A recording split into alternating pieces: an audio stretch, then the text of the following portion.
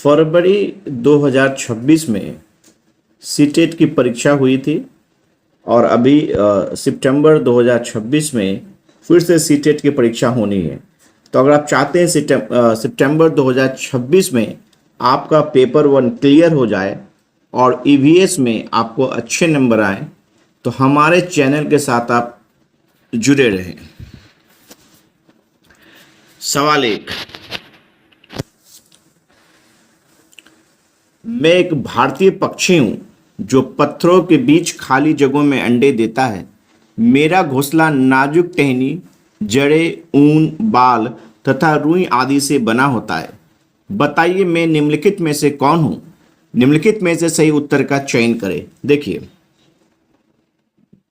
एक भारतीय पक्षी है जो पत्थरों के बीच में अंडे देता है।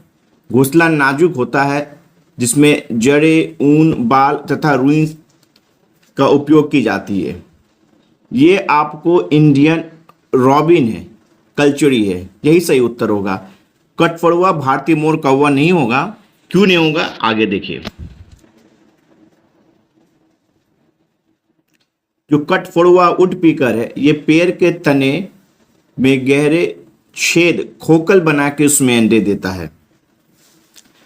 जो भारतीय मोर है, इंडियन पीकॉक, ये जमीन पर घनी झाड़ियों या खेतों के बीच छिपे स्थानों पर अंडे देता है। मोर जमीन पर अंडा दे रही है, कठफोड़वा तने के गहरे छेद में अंडे दे रहा है। कौवा की बात करें हम लोग, ये पेड़ की सबसे ऊंची डाल पर लोहे के तार, लकड़ी के टहनियां जैसी सख्त चीजों से मजबूत घोंसला बनाता है। प्रश्न 2, न्यूमेरिकल से थोड़ा मैथ वाली फीलिंग आएगी आप लोगों को। सवाल ध्यान से पढ़ेंगे। एक व्यक्ति 30 अप्रैल 2022 को नई दिल्ली से राजधानी ट्रेन में सवार हुआ और 1 मई 2022 को भुवनेश्वर पहुंचा।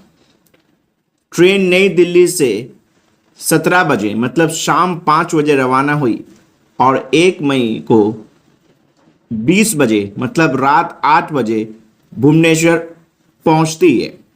रेल मार्ग से नई दिल्ली और भुवनेश्वर की दूरी 1701 किलोमीटर है। तो इस यात्रा के दौरान ट्रेन की औसत गति क्या है? स्पीड पूछा गया है। आप सिंपल जानते हैं, speed equal to distance by time. Distance आपको दे दिया गया है 1701 किलोमीटर। अगर आपको टाइम निकल जाए तो आप ये प्रश्न बना लेंगे। नीचे देखिए आप, नई दिल्ली से 30 अप्रैल 2022 भुवनेश्वर पहुंची है 1 अप्रैल 2022। कुल दूरी 1701 किलोमीटर और कुल समय लगा है 27 घंटा। अगर औसत दूरी की बात करें तो औसत दूरी हो जाएगी speed equal to distance by time. यहाँ डिस्टेंस 1701 किलोमीटर है और टाइम 27 आवर है, तो आपका आ जाएगा 63.3 किलोमीटर प्रति घंटा। यानी कि जो ऑप्शन 2 है 63.3 किलोमीटर प्रति घंटा। सवाल नंबर 3, कर्नाटक के सीमांतवर्ती राज्य क्या है? सीमांतवर्ती राज्य पूछा है। आप पहले मैप को देख लें। देखिए, कर्नाटक जो है भारत में दक्षिण में पड़ता है। इसकी सीमांत जो है, इसकी बाउंड्री महाराष्ट्र से भी लगती है, तेलंगाना से भी लग रही है, आंध्र प्रदेश से भी लगती है, तमिलनाडु से भी लगती है और केरल से भी लगती है। लेकिन अगर हम ऑप्शन को देखें तो केरल, आंध्र प्रदेश और तेलंगाना है। केरल, आंध्र प्रदेश और तेलंगाना, यही सही उत्तर होगा। अब कर्नाटक से सवाल आ चुके हैं तो कुछ बात उसके बारे में आप जान लें। देखिए, कर्नाटक की स्थापना 1 नवंबर 1956 में हुई थी। राजधानी बेंगलुरु है। क्षेत्रफल की दृष्टि से भारत का 8वां सबसे बड़ा राज्य है। राजकीय भाषा कन्नड़। ये सवाल तो पूछा भी जा चुका है इसी साल कि कर्नाटका की राजकीय भाषा क्या है? कन्नड़ है। मैच द फॉलोइंग में ये सवाल पूछी जा चुकी है। सवाल number 4, fill in the blank, खाली जगहों को भरना है आप लोगों को। क्या दे दिया गया है?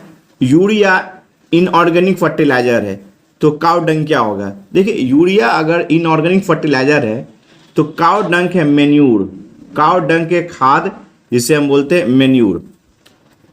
2 गम, गम अगर नेचुरल एडेसिव है मतलब चिपकाने वाला है, तो आर्टिफिशियल क्या? आर्टिफिशियल आप जानते हैं कि फेविकॉल, फेविकॉल तो हर कोई जानता है, फेविकॉल चिपकाने के काम में आता है।